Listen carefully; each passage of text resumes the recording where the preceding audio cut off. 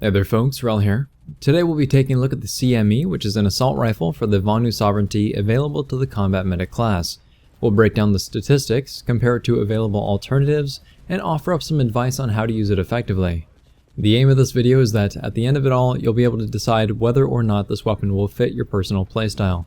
The CME will run you 1000 certs or 700 daybreak cash to unlock.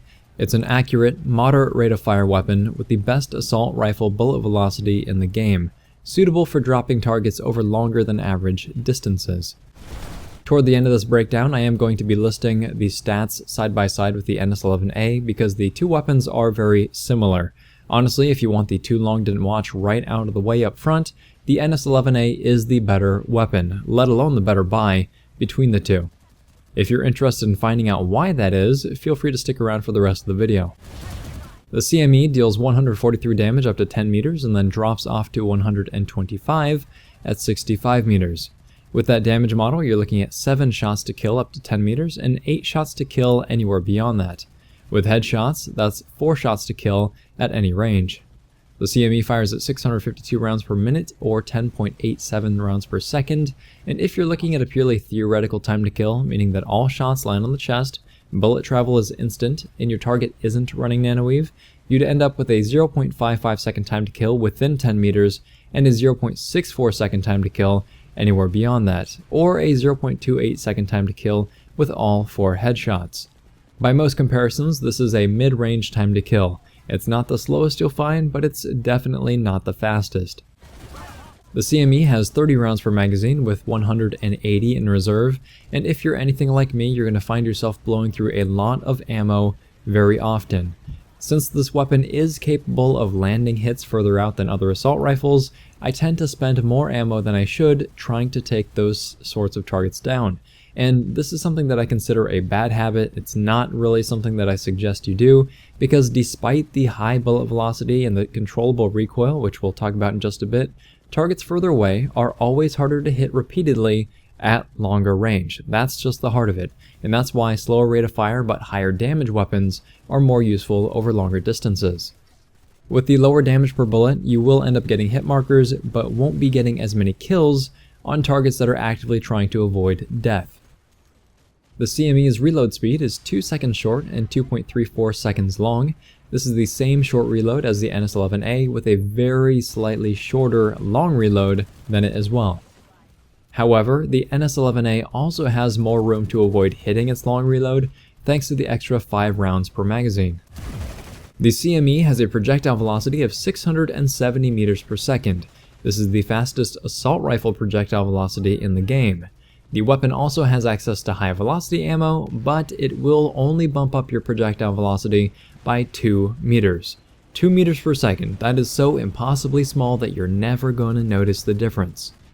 As far as accuracy goes though, the CME recoils up and to the right, between 17 and 18 degrees. That's only 1 degree of variance, which is very good, and it drops even lower with an advanced forward grip. It has a vertical recoil of 0.2, which is low, a first shot recoil of 0.4, which is also low, and a horizontal recoil of 0.22, which is moderate.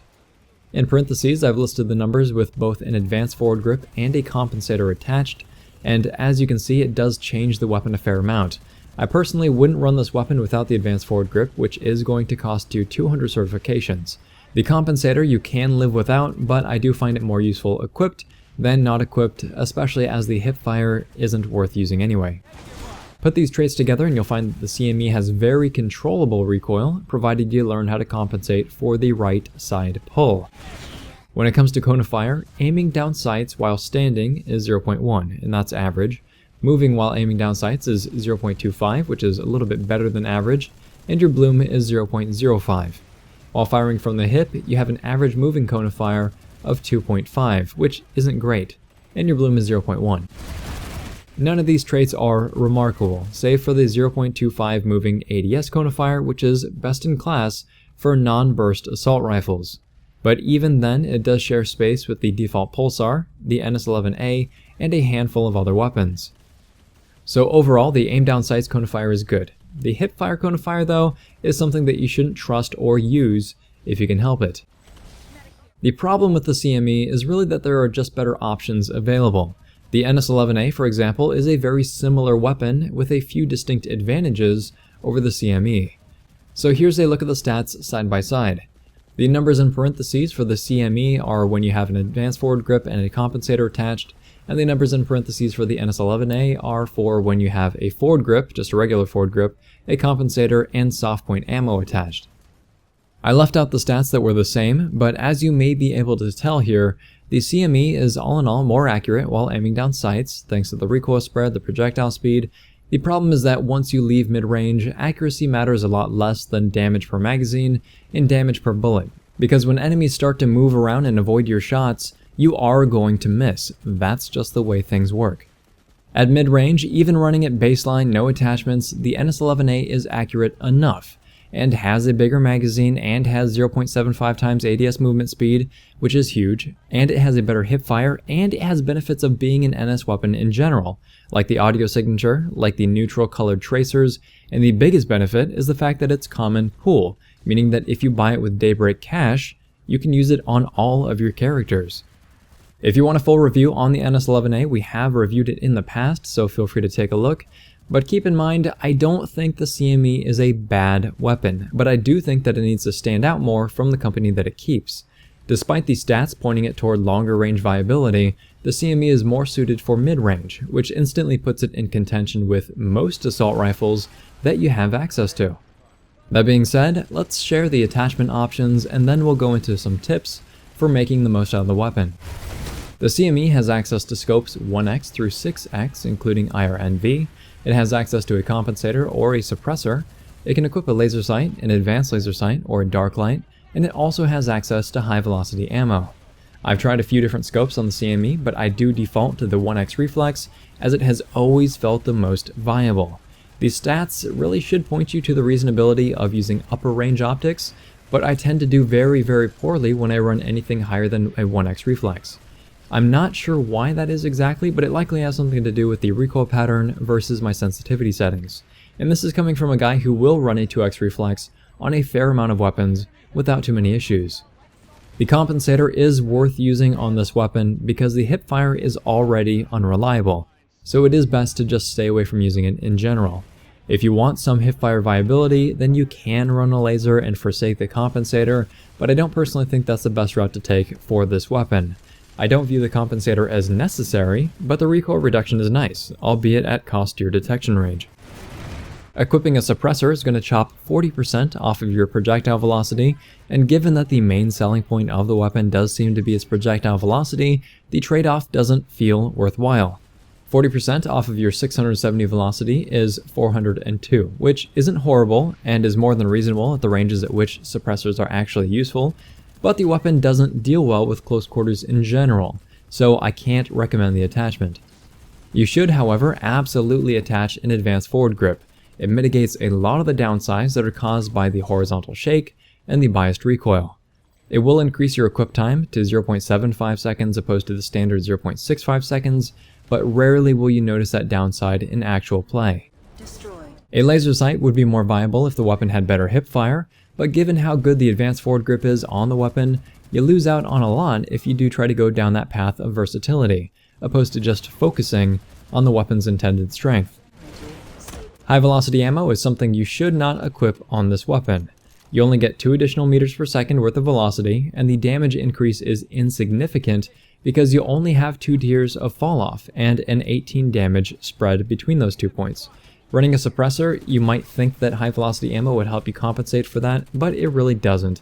I don't know the exact numbers, but if it's like most weapons, it's probably just a 5% increase in your projectile velocity, which doesn't do a whole lot to negate the 40% downside that you're getting from a suppressor. That said, let's move on to some helpful advice for using the weapon. The first is to keep your opponents within 30 to 50 meters. That's about the optimal range to give and take damage. Obviously, that's a pretty small sweet spot, but anything closer than that, and you're at risk to higher rate of fire weapons. Anything further than that, and your targets can avoid your shots until the magazine runs dry, or until they find cover. If they sit and try to duel you, however, you do have a better chance of dropping them.